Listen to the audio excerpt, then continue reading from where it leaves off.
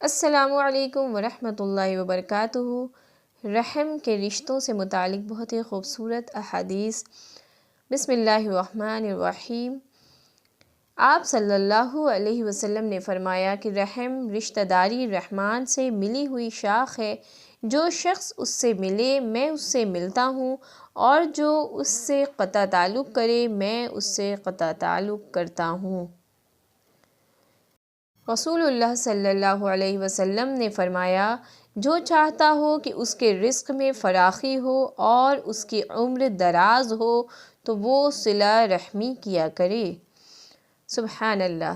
انہوں نے نبی کریم صلی اللہ علیہ وسلم سے سنا، حضرت صلی اللہ علیہ وسلم نے فرمایا کہ قطع رحمی کرنے والا جنت میں نہیں جائے گا۔ فرمایا کہ کسی کام کا بدلہ دینا صلہ رحمی نہیں ہے، بلکہ صلہ رحمی کرنے والا وہ ہے کہ جب اس کے ساتھ صلہ رحمی کا معاملہ نہ کیا جا رہا ہو تب بھی وہ صلہ رحمی کرے۔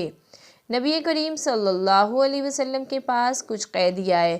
قیدیوں میں ایک عورت تھی جس کا پستان دودھ سے بھرا ہوا تھا اور وہ دوڑ رہی تھی۔ اتنے میں ایک بچہ اس کو قیدیوں میں ملا۔ اس نے جھٹ پٹ آ کر اسے پیٹ سے لگا لیا اور اس کو دودھ پلانے لگی۔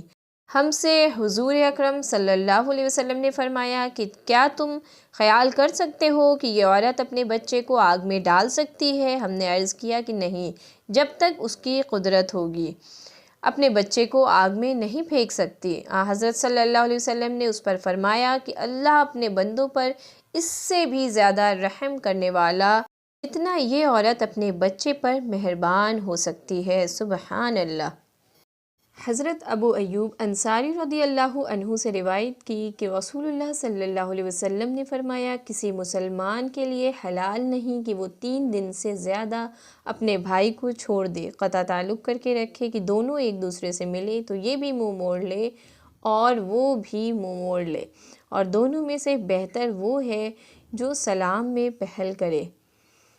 حضرت ابو ہریرہ رضی اللہ عنہ سے انہوں نے رسول اللہ صلی اللہ علیہ وسلم سے روایت کی کہ آپ صلی اللہ علیہ وسلم نے فرمایا، لوگوں کے اعمال ہر ہفتے میں 2 بار پیش کیے جاتے ہیں، پیر کے دن اور جمعرات کے دن، اور ہر ایمان رکھنے والے بندے کی مغفرت کر دی جاتی ہے اس بندے کے سوا کہ اس کے اور اس کے بھائی کے درمیان عداوت اور بغض ہوتا ہے، تو ان کے بارے میں کہا جاتا ہے ان دونوں کو چھوڑ دو یا مؤخر کر دو یہاں تک کہ دونوں عداوت چھوڑ کر ایک دوسرے کی طرف واپس آ جائیں۔